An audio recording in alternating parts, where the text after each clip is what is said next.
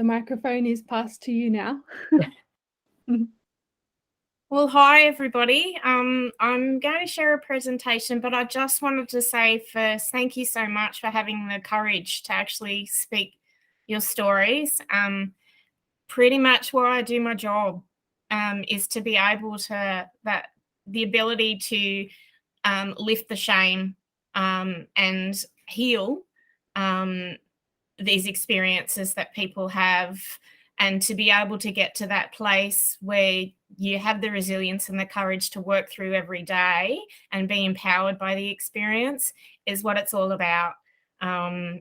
So I'm going to start sharing my presentation, hopefully. There'll be bits that I think have already been spoken about, so I may skim over those. So just bear with me, and at the end there's questions, obviously, so we can run through anything that you might want to. So now I've got to figure out how to do it. Window. Okay, so do you need to hand over to me to share my screen, or I don't think so, I didn't hand over to... Okay. Alrighty. Well, then I've got to figure it out from my end. So I'm going to tab. I had it working the other day when we did a practice. Yeah, we did. Today. I think technology is a bit like that sometimes. That it is. Okay, let's see how it goes. Okay, now it's popped up. Let's go with that one because that's the one we want. Alrighty, can everybody see that? Yes, well, yeah. Alrighty, so first I'd like to acknowledge that for me, as a Wayaduru woman, I'm coming to you from Darug and Gundungara land, and I would like to pay my respects to the traditional custodians of the land here, their elders past, present and emerging. And I'd also like to acknowledge any other Aboriginal people that may be watching. And I really want to just honour all the survivors of the stolen generation who continue to show strength and resilience. A bit about me. So I was born and raised in the Hawkesbury. I've been pretty much 20 years working in the DV sector in both Hawkesbury, Nepean and Blue Mountains. A strong connection to my Aboriginality and to my ancestors. I'm currently employed at the Women's Cottage as the anti-violence project worker, which is a bit of a mouthful, but you know. And that's in Richmond, the Hawkesbury. In this role, at this stage, I'm overseeing group work, community development, awareness raising, social action, and I'm also convening the Hawkesbury Action Network Against Domestic Violence. I also have a second role that we have a partnership going with the Aware Arc and Lucy's project that I'll talk more about as we go along. They've graciously been working with us when they can to support animals, the link between animals and domestic violence as part of family. So this is the second project which I'm currently doing. So they're an animal awareness program. A lot of what I was doing throughout this is education, really.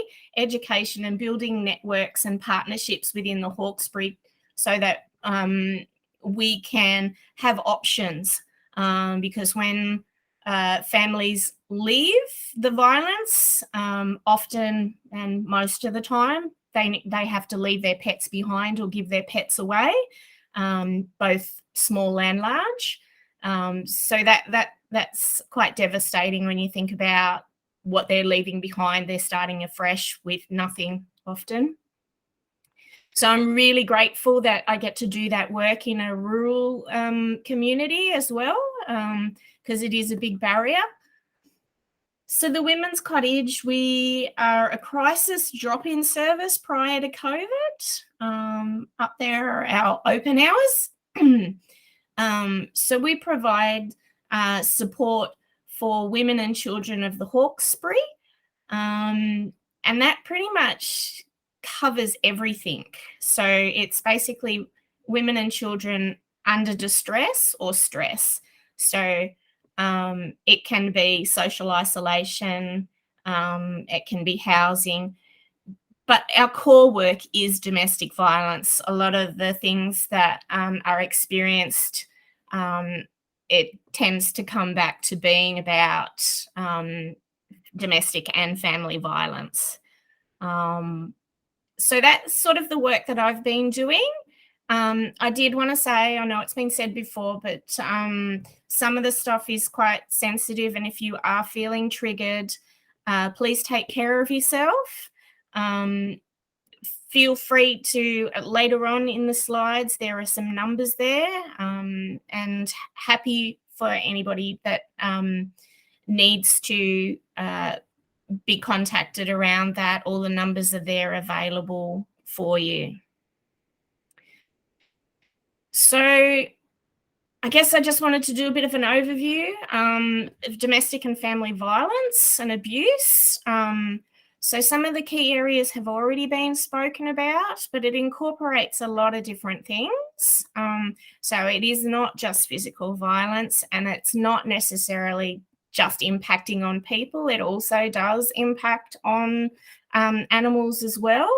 So being also thinking about the fact that sometimes animals can be used, particularly around coercion and physical violence, to scare families, to scare and prevent people from leaving.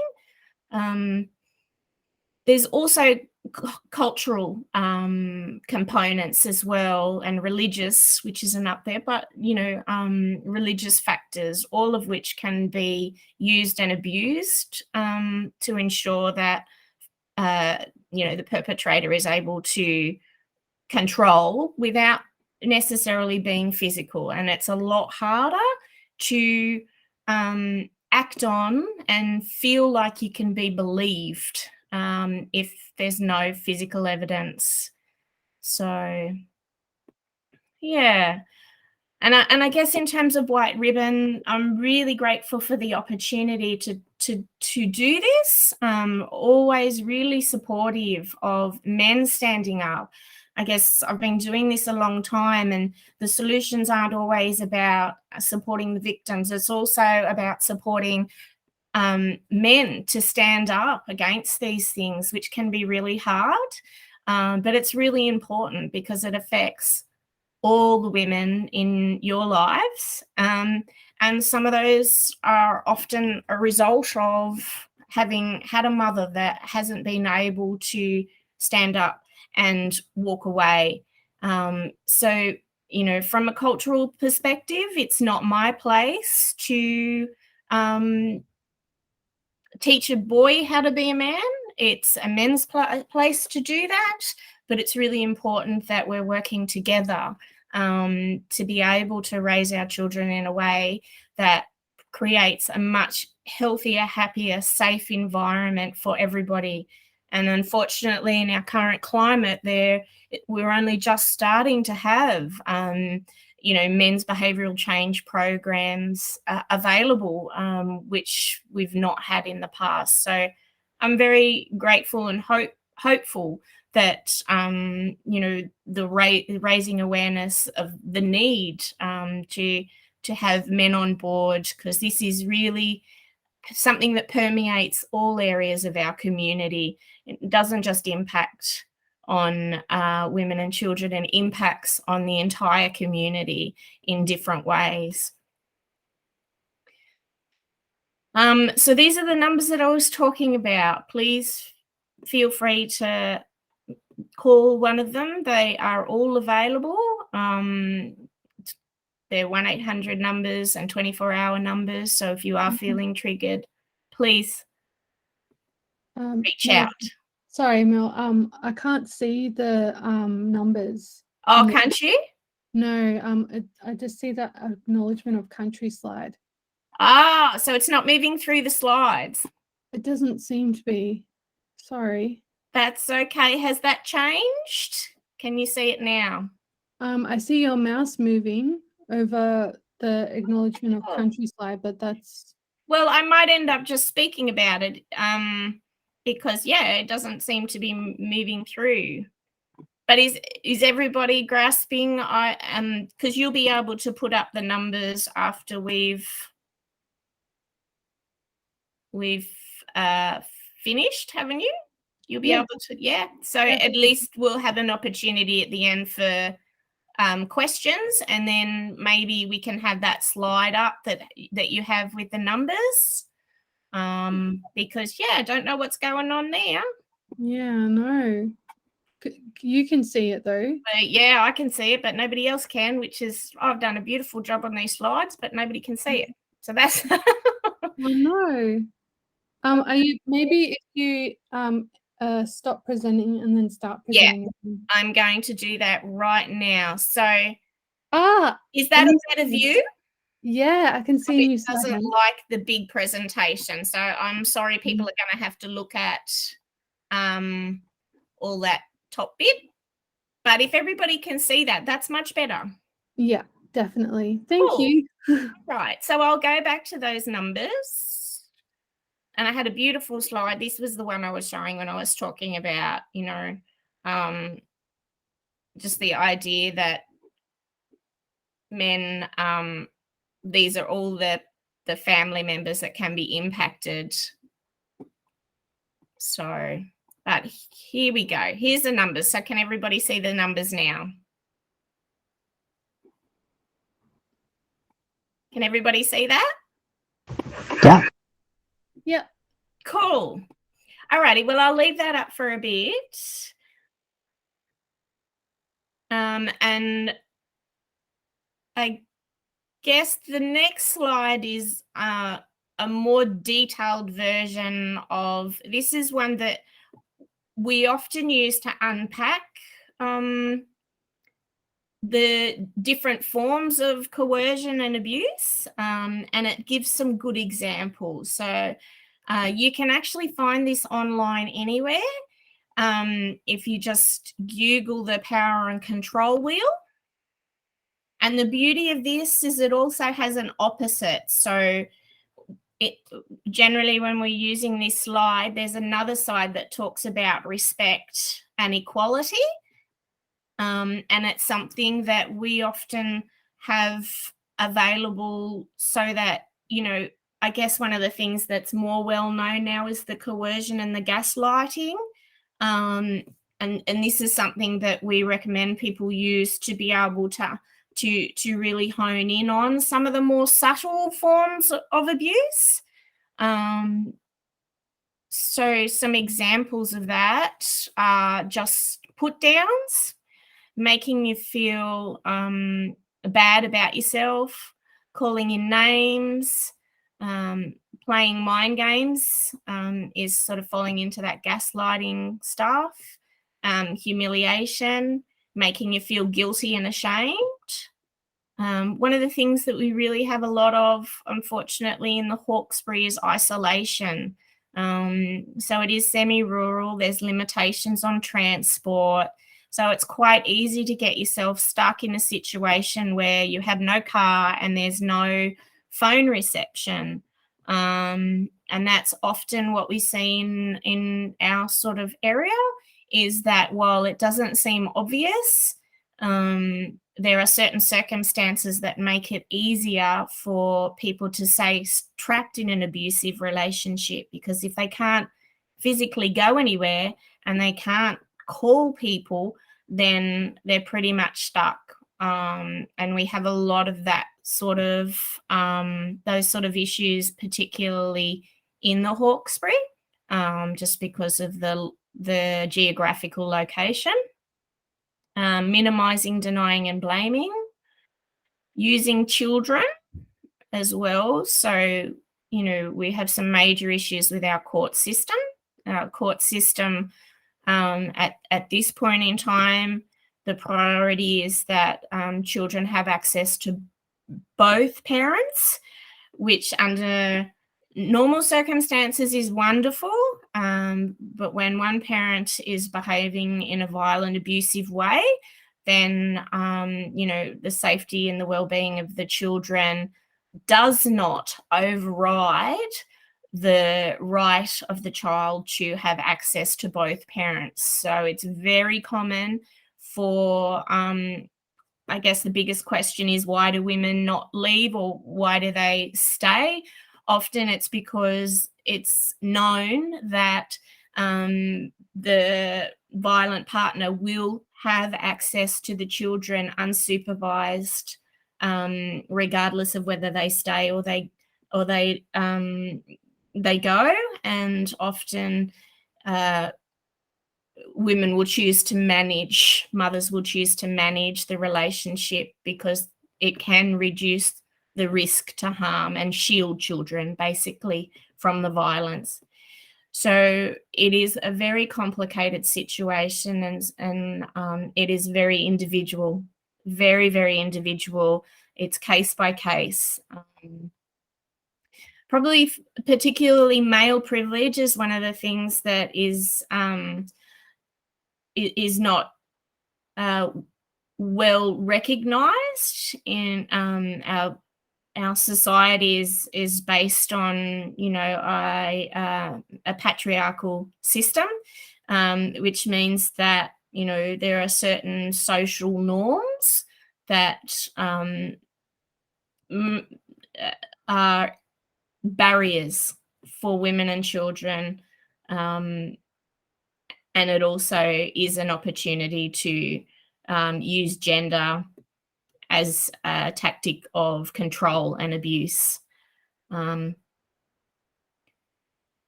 So one of the big things that are on the table, as I've spoken before, is coercion. So coercion is now becoming something that in some states, not all states, but some states, is now considered illegal. It hasn't been in the past. It's been something that's very hard to prosecute and or highlight. So it's only a very recent thing that we now have laws that coercion can be enough to charge, which is it's a very exciting time to be able to broaden that out. But that's why we also need to do more events like this, so that we have more education about what that looks like. So often it's about making threats, even though they may not carry them out. But the threat is there. Often threats to commit suicide if they leave is another big one. Threats to leave as well, depending on the circumstances. So they might be financially dependent and unable to work. So if he leaves, then that has implications for her as well. And while I say this, I recognise that there are men experiencing violence in abusive relationships as well, but predominantly it is a gendered violence.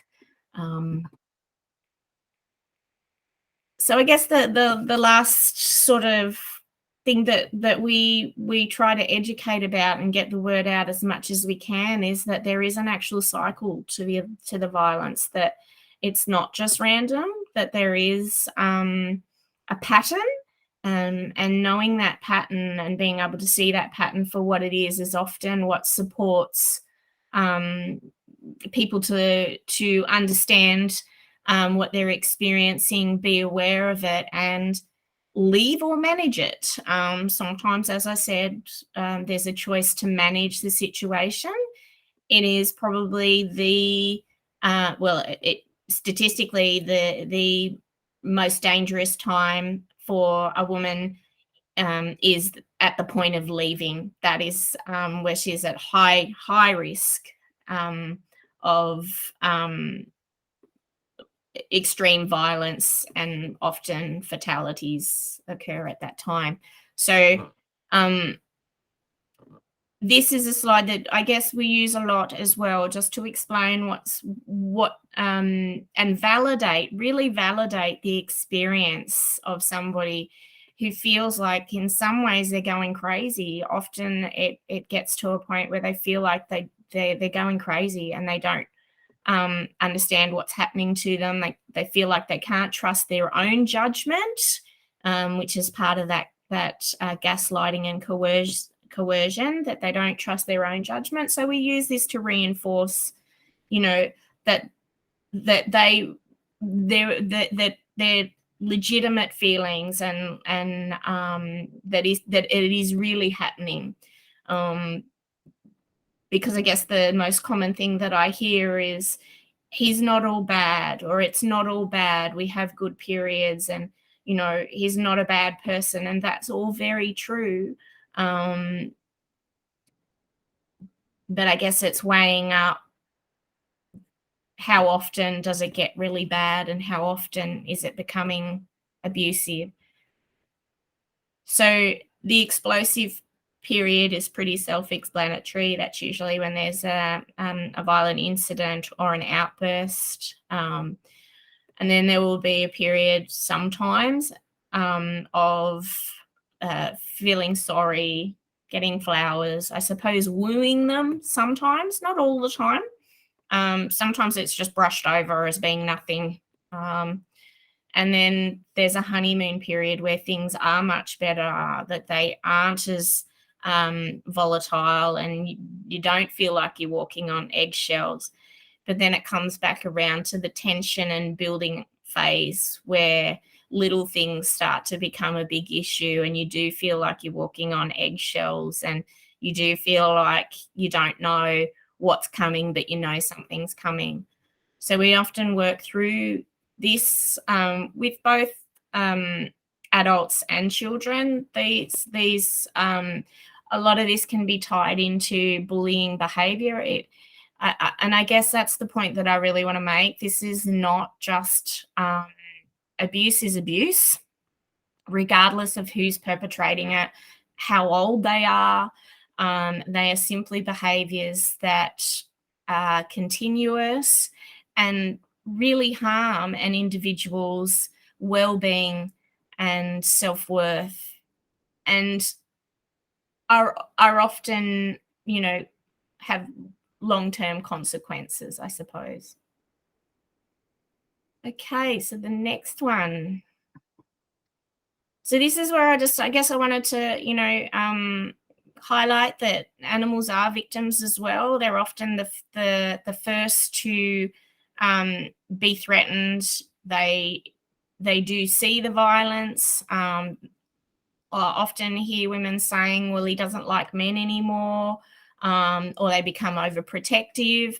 But they can also be a strong therapeutic source, and are very often the loving place that children will go to. And that's one of the reasons I'm really grateful for the support of Lucy's project, because we would like to see many more refuges that support animals, and to come with their families, so they don't have the constant threat of, well, if you leave this property, I'm going to shoot all the horses, or if you leave this property, I just won't feed your pets, which is the other common threats.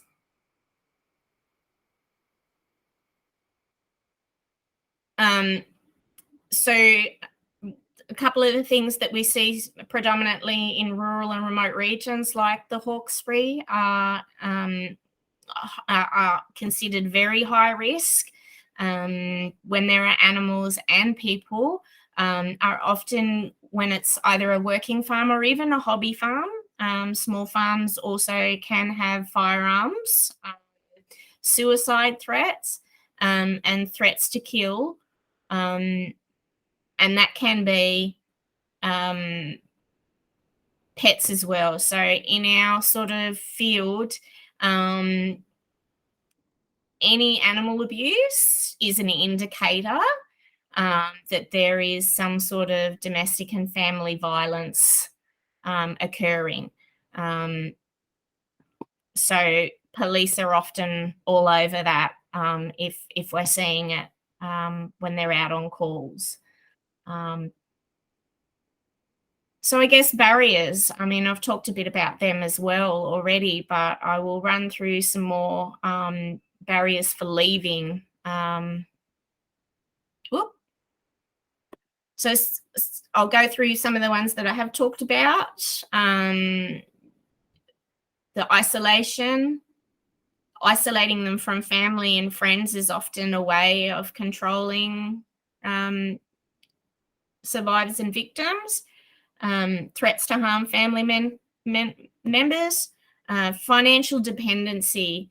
So if they're not working or don't have a car and can't get to work, or often, has control of the finances, even if they are working, and often they only get like a pocket money kind of style thing. The fear and threat of the animals being harmed. Sometimes it's simply the fear of being separated from your pets because they have been such a support and a source of love and stability that you may not be getting from the family home, as it can be quite a volatile situation. The fear that you won't be believed is a big one too, especially if there's not as much physical violence as part of the abuse, because it's often not witnessed by anybody else, so it becomes her word against his. And that can be really tricky. One of the other things that I've spoken about is accommodation. We don't have enough accommodation.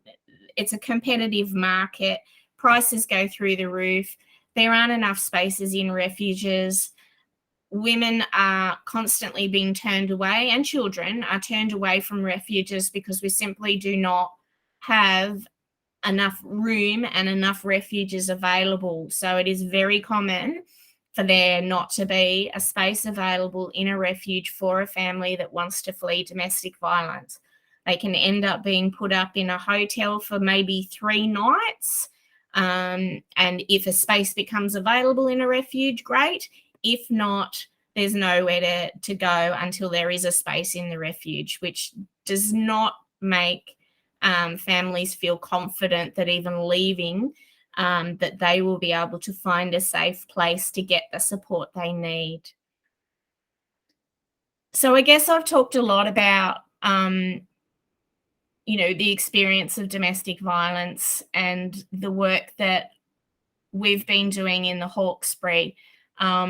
And I guess I'm just really grateful to be able to present this today, and talk about the work that we are currently doing, and we'll continue to do. And we're always looking for partnerships so that we can continue raising awareness about this issue and supporting anybody who wants to come forward and work on change and building a healthier, happier community, and a safe one for children and for women and for men as well. So that's pretty much it from me.